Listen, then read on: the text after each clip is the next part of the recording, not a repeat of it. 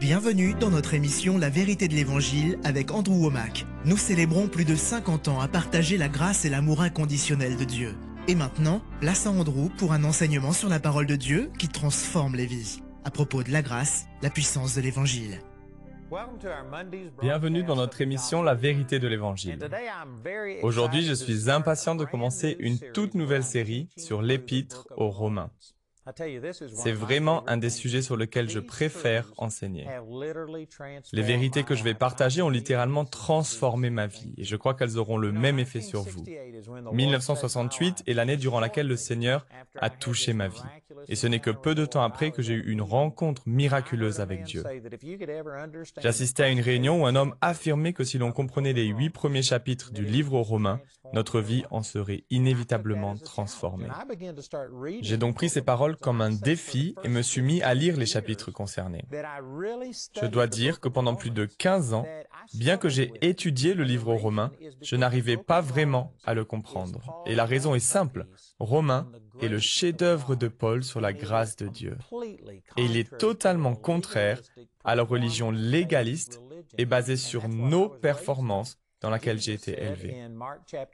Jésus a dit dans Marc chapitre 7 verset 13 que les traditions et les doctrines des hommes annulaient la parole de Dieu.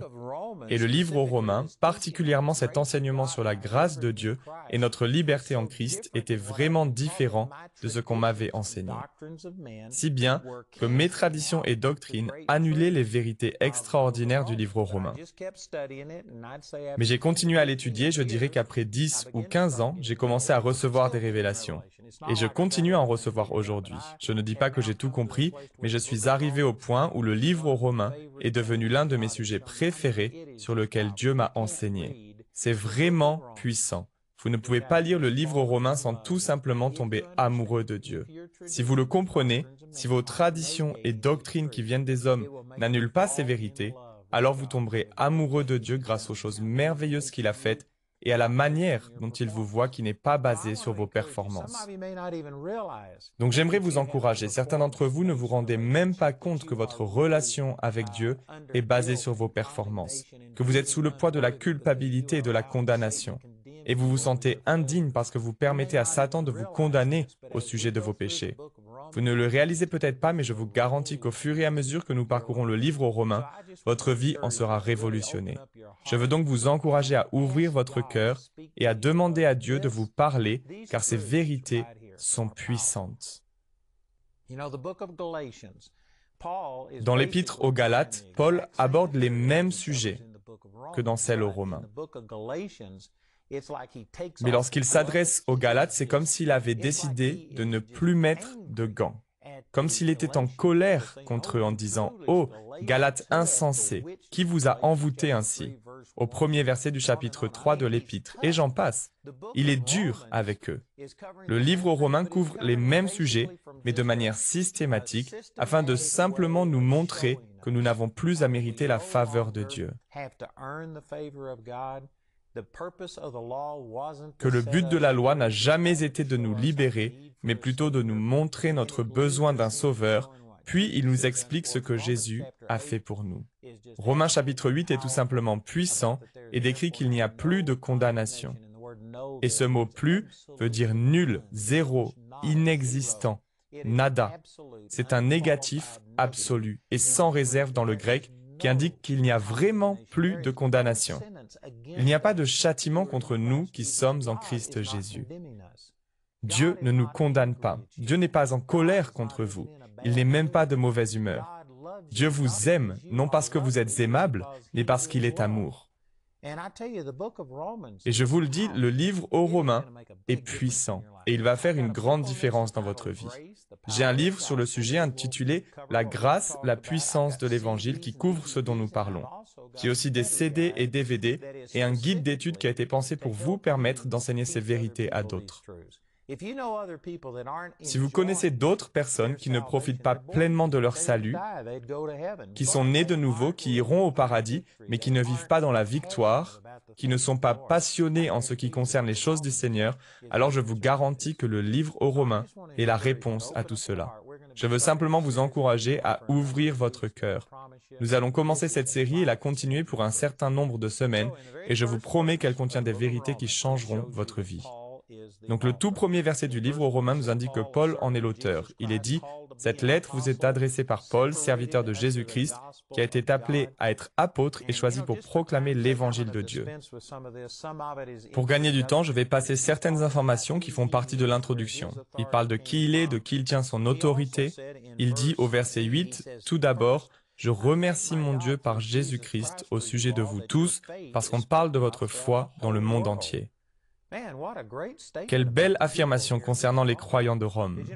Saviez-vous que Paul n'a pas directement apporté la parole à ces gens? Il précise d'ailleurs dans son introduction qu'il a été empêché de leur rendre visite. Il a voulu s'y rendre et y prêcher l'Évangile. Il a voulu aller à Rome, la capitale de l'Empire romain, le centre névralgique de tout ce qui se passait à l'époque. Mais il raconte en avoir été empêché. Au chapitre 15 du livre aux Romains, il explique la raison pour laquelle il n'a pas pu y aller. Il avait tout simplement tellement de gens à atteindre et tellement d'opportunités qu'il a décidé de rester fidèle où il était. Mais il dit que maintenant qu'il a prêché l'Évangile à tous ceux qui se trouvaient en Asie, il était prêt à se rendre à Rome. Il s'est avéré qu'il n'y est pas allé de sa propre volonté ou de son propre chef, mais il a fini par se faire arrêter à Jérusalem. Il a passé 2 ans en prison en Judée avant d'être amené à Rome en tant que prisonnier. Ils ont fait naufrage au large de l'île de Malte avant de finalement arriver à Rome où il resta prisonnier pendant 2 ans. Donc il a fini par s'y rendre, mais lorsqu'il écrit cette lettre aux Romains, il ne leur a pas encore rendu visite. Mais il a entendu parler d'eux. Leur foi était connue du monde entier. C'est formidable.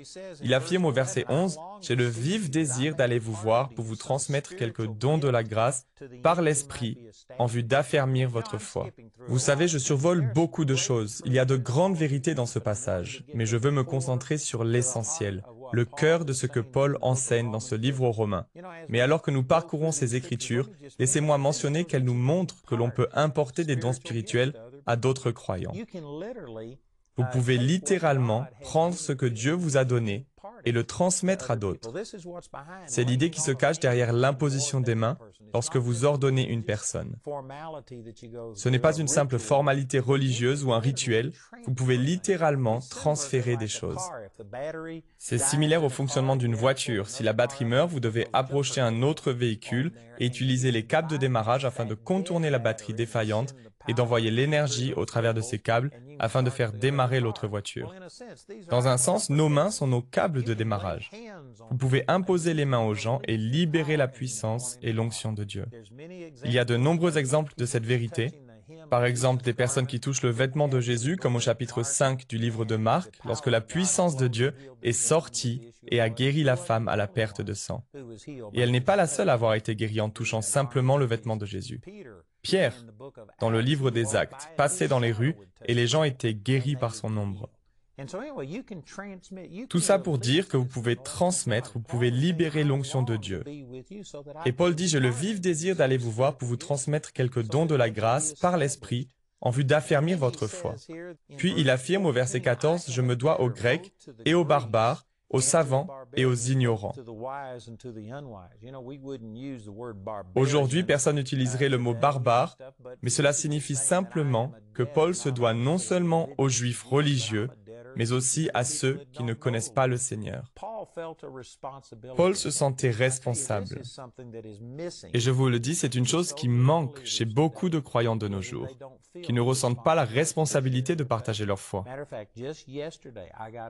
J'ai d'ailleurs pris connaissance hier d'un sondage effectué par George Barna qui fait toutes sortes d'études et qui est un expert sur ces sujets.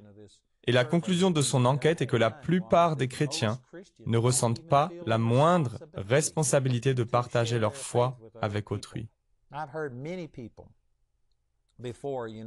Beaucoup de chrétiens, s'ils étaient arrêtés pour leur foi, personne ne pourrait trouver de preuves suffisantes pour pouvoir les faire condamner. Leur croyance ne se voit pas dans leur vie, ils n'en parlent pas à leurs collègues de travail, à leurs voisins ou autres, alors que nous devrions faire l'opposé. Ce que Paul exprime ici n'est pas seulement pour lui. Nous devrions tous reconnaître que nous avons un devoir, une responsabilité. Pas seulement envers les membres de notre Église ou envers notre famille, mais nous avons aussi la tâche de partager notre foi avec d'autres personnes.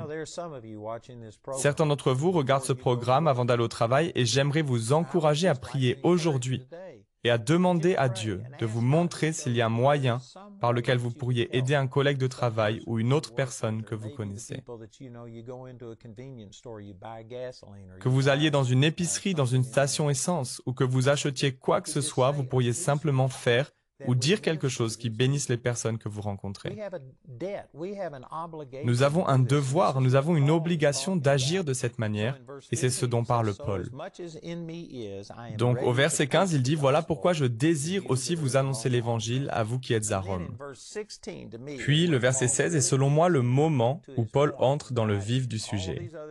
Tout ce que nous avons évoqué étaient des remarques introductives, elles étaient toutes importantes, elles étaient toutes bonnes, mais ici, au verset 16 du premier chapitre, nous trouvons le cœur du livre aux Romains. Et c'est vraiment formidable. Donc, au verset 16, il affirme « Car je n'ai pas honte de l'Évangile ». C'est la puissance de Dieu par laquelle il sauve tous ceux qui croient. Les Juifs en premier lieu et aussi les non-Juifs. En effet, cet évangile nous révèle en quoi consiste la justice que Dieu accorde. Elle est reçue par la foi et rien que par la foi, comme il est écrit dans l'Écriture, le juste vivra grâce à la foi. Ces versets sont puissants, mais savez-vous que beaucoup de gens lisent ce passage aujourd'hui et il semble n'avoir aucun effet sur eux. La raison principale est que les termes « évangile » et « salut » sont devenus des clichés religieux qui sont utilisés à tort et à travers. Nous ne les utilisons pas à la manière de Paul. Je vais donc passer un peu de temps à redéfinir ces mots pour vous. Lorsque Paul affirme « car je n'ai pas honte de l'Évangile », c'est une déclaration radicale pour l'époque. Et c'est tout aussi radical aujourd'hui si vous comprenez ce que le mot « évangile » signifie vraiment. Aujourd'hui, évangile est devenu un terme que les gens appliquent à tout ce qui a un rapport au christianisme, à tout ce qui a un rapport avec la Bible ou la religion. J'ai même entendu des témoignages de chrétiens qui racontent avoir distribué des tracts. Et je l'ai d'ailleurs fait moi-même. J'ai distribué des flyers dans les rues après m'être tourné vers le Seigneur pour la première fois qui disaient « Repentez-vous, faites demi-tour ou brûlez ». Et nous donnions cela aux gens. On avait un autre tract qui disait ce que vous devez faire pour aller en enfer. Et en l'ouvrant, les gens découvraient que les pages étaient blanches, vierges. Puis en retournant le tract, on pouvait lire « C'est exact, vous n'avez rien à faire, vous êtes déjà un pécheur, vous vous dirigez droit vers l'enfer. » Et vous savez, juste après m'être tourné vers le Seigneur, je faisais ce qu'on m'avait enseigné. Et c'est ainsi que j'étais élevé. Avec un prédicateur qui se tenait debout sur le pupitre, là où on met sa Bible normalement, puis il se penchait vers nous, attrapait le micro et hurlait « Vous allez en enfer, Dieu va faire ceci ou cela, si vous ne payez pas votre dîme, Dieu va vous envoyer à l'hôpital et il reprendra l'argent par des factures médicales. » Je sais que certains d'entre vous pensent que j'invente ces choses, mais je vous dis qu'on ne peut pas inventer de telles histoires. C'est vraiment arrivé, puis on me disait « Voilà, c'est l'Évangile. » Mais savez-vous que le mot « évangile » signifie littéralement « bonne nouvelle ». En réalité, ça veut même dire plus que ça. Je lisais un commentaire où ils parlaient de ce mot « évangile » et ils expliquaient qu'en dehors de la Bible, dans toute la littérature grecque que nous avons aujourd'hui, il n'y a que 2 fois où ce mot grec traduit par « évangile » a été utilisé. Dans la Bible, il est utilisé des centaines et des centaines de fois. Mais avant que Paul ne commence à utiliser ce mot traduit par « évangile », il n'avait été utilisé que 2 fois, en dehors de la Bible, dans toute la littérature grecque à laquelle nous avons accès aujourd'hui. Et la raison est qu'il signifie « bonne nouvelle », mais littéralement une bonne nouvelle presque trop bonne pour être vraie. C'est un superlatif. C'était une hyperbole, une exagération. C'est une chose tellement merveilleuse que le mot n'a pas vraiment été utilisé car dans un monde déchu, en dehors de ce que Jésus a fait, il n'y a pas vraiment de bonnes nouvelles presque trop bonnes pour être vraies. Donc ce mot est très spécifique. Il signifie bonne nouvelle, mais une bonne nouvelle presque trop bonne pour être vraie. Et Paul affirme, je n'ai pas honte de cette nouvelle, presque trop belle pour être vraie, qui parle de ce que Jésus a accompli. Et savez-vous qu'à l'époque de Paul, il n'y avait aucune bonne nouvelle dans la religion juive.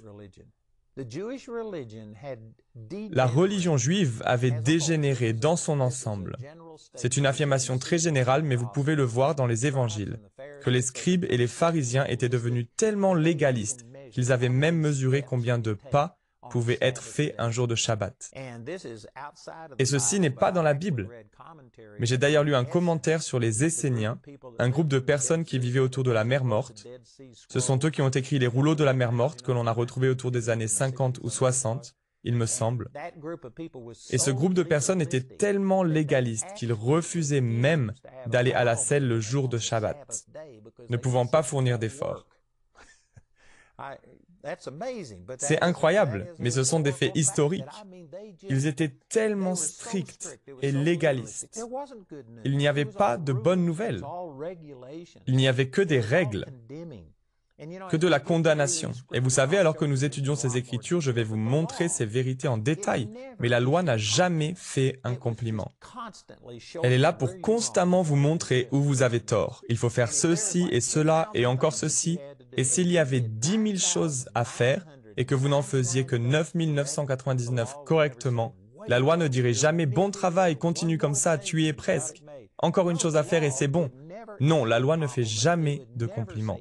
Elle ne dira jamais rien de bon à votre sujet. Le but de la loi était de vous montrer votre péché, de vous montrer où vous aviez manqué la cible.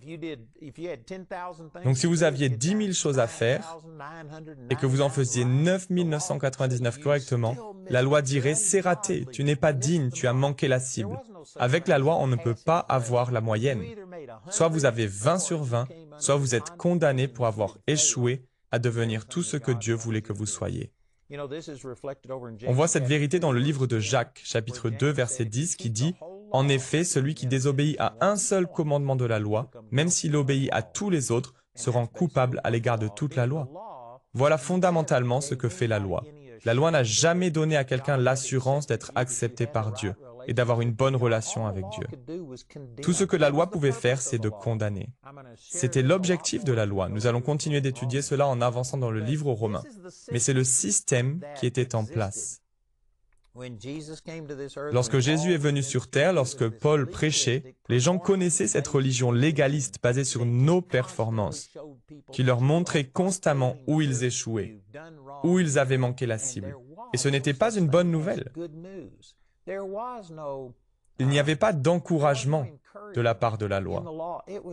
Ce n'était que de la condamnation. Et peu importe votre score, il y avait toujours plus à accomplir.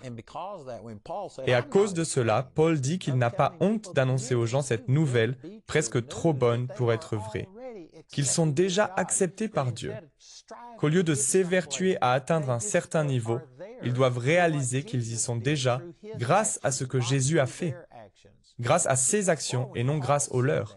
Et lorsque Paul disait cela, les religieux de l'époque étaient vraiment offensés. Et laissez-moi vous dire qu'aujourd'hui, bien que ce ne soit peut-être pas aussi catastrophique qu'à l'époque des scribes et des pharisiens, la situation est la même. La religion vous enseigne aujourd'hui qu'il vous faut garder toutes ces règles et ces régulations pour être accepté de Dieu. Vous savez, dans mes réunions, je donne souvent le témoignage que j'ai vu mon fils ressusciter des morts. Et je demande combien croient que Dieu est capable de ressusciter les morts aujourd'hui. Et les gens qui viennent à mes rassemblements sont en majorité des chrétiens remplis du Saint-Esprit. Ils croient dans la puissance miraculeuse de Dieu, ils croient que des miracles arrivent aujourd'hui, et je sais que presque 100% de l'Assemblée pourraient lever leurs mains et dire « Amen, je crois au miracle ». Mais si je demandais, imaginons que quelqu'un meure ici, aujourd'hui, s'il tombait raide mort, combien d'entre vous croient que Dieu peut le ressusciter d'entre les morts? Savez-vous que la grande majorité de ces gens lèveraient leurs mains et diraient « Oui, je le crois ». Et que je continue en disant « D'accord, si vous le croyez, alors vous venez ici et vous priez pour la personne ». Tout à coup, leur foi se transformerait en peur leur excitation se transformerait en appréhension. Pourquoi? Ont-ils arrêté de croire que Dieu pouvait, que Dieu avait la puissance de ressusciter un mort et que Dieu fait encore des miracles aujourd'hui? Non. Ils croient toujours que ça peut arriver. Mais la raison pour laquelle la plupart des gens seraient intimidés et effrayés si je disais d'accord, vous venez ici et priez pour cette personne, est parce qu'ils vivent avec la conscience du péché. Ils vivent en pensant être indignes, en pensant qu'ils auraient dû faire plus et tout cela. Vous savez ce que c'est la loi. C'est ce que la loi vous fait. La loi vous fait vivre dans un état constant de condamnation, sachant que Dieu pourrait faire quelque chose, mais doutant qu'il le fera parce que vous ne vous sentez pas digne. Si ce que je dis vous décrit, alors vous vivez sous la loi. Vous ne le réalisez peut-être même pas. Vous pouvez dire, eh bien non, je n'offre pas de sacrifice d'animaux, je ne porte pas de tunique religieuse et je n'observe pas les jours saints. Vous savez, c'est exactement comme si vous étiez sur le même chemin, mais juste dans un véhicule différent.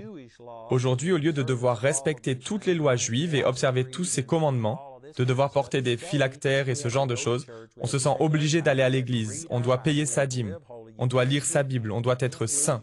On ne peut pas se mettre en colère ou perdre son sang-froid. Il faut faire ceci, il faut prier un certain nombre d'heures et il faut faire cela. C'est exactement le même principe, on se trouve sur la même route. Il y a simplement des restrictions différentes, des règles différentes, des régulations qu'il faut suivre. Et c'est la mentalité de la loi de penser qu'il nous faut faire ces choses pour être accepté de Dieu. Ce n'est pas vrai, ce n'est pas l'Évangile.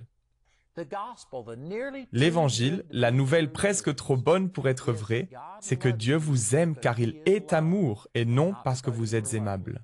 Et il vous a déjà accordé son pardon, il a déjà payé pour votre péché. La seule chose qu'il vous demande est que vous soyez humble, que vous arrêtiez d'essayer de gagner sa faveur et de mériter une bonne relation avec lui, mais que vous receviez ces choses comme un cadeau en mettant votre foi en ce que Jésus a fait pour vous. Et savez-vous qu'en disant ces choses, en décrivant le vrai évangile, je vous garantis qu'il y a beaucoup de gens qui regardent ce programme et qui sont offensés par ce que je dis, qui pensent que c'est trop simple. Ils disent non, il faut vivre saint, il faut que vous arrêtiez de faire ceci et cela. Et c'est exactement ce système religieux auquel Paul devait faire face en disant que non, je n'ai pas honte de dire aux gens que ce n'est pas par leur propre bonté qu'ils n'ont pas à être saints et à mériter la faveur de Dieu. Jésus a payé le prix à votre place et tout ce que vous avez à faire, c'est de tendre la main et de le recevoir par grâce au moyen de la foi. Et cette vérité est une offense pour les religieux d'aujourd'hui, comme elle était offensive pour les religieux de l'époque de Paul. Et je vous garantis que c'est une affirmation puissante, c'est l'Évangile. C'est la puissance de Dieu pour le salut et la libération de quiconque croit. Aujourd'hui, on ne comprend pas vraiment l'époque de Paul. Et si vous ne pouvez pas comprendre cette idée simple que tout est donné par grâce et s'obtient au moyen de la foi, alors vous ne pourrez pas comprendre le livre aux Romains. Mais alors que nous continuons à étudier ensemble, si vous ouvrez votre cœur et recevez ces vérités, je crois qu'elles vous changeront comme elles m'ont changé, moi et des millions de personnes. À nouveau, j'aimerais mentionner que j'ai ce livre intitulé La grâce, la puissance de l'Évangile, et nous allons en parler pour quelques semaines. J'ai aussi cet enseignement sur CD et DVD qui vient de notre programme télévisé, et nous avons aussi un guide d'études sur le sujet. Notre annonceur va vous donner toutes les informations sur comment vous procurer ce matériel, et je vous assure que vous serez réellement bénis. Alors écoutez et appelez ou écrivez aujourd'hui. Le programme d'aujourd'hui fait partie de la série La grâce, la puissance de l'Évangile. Nous espérons que ce message vous a béni. Notre ligne téléphonique est ouverte aux heures indiquées à l'écran. Appelez-nous si vous avez des questions sur ce programme, si vous avez besoin de prière ou si vous désirez commander l'un de nos enseignements. Vous pouvez nous contacter au numéro qui s'affiche à l'écran. Ce programme a été rendu possible grâce au soutien financier de nos partenaires. Si vous souhaitez devenir partenaire, vous pouvez le faire en appelant ces mêmes numéros.